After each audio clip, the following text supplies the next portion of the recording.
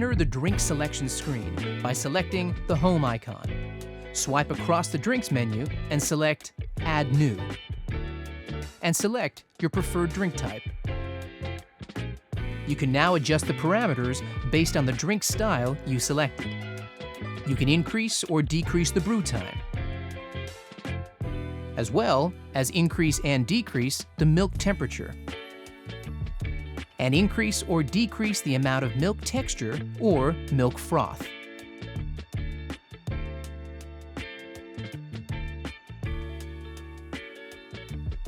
Select an icon you love and give your masterpiece a name. Now, save it.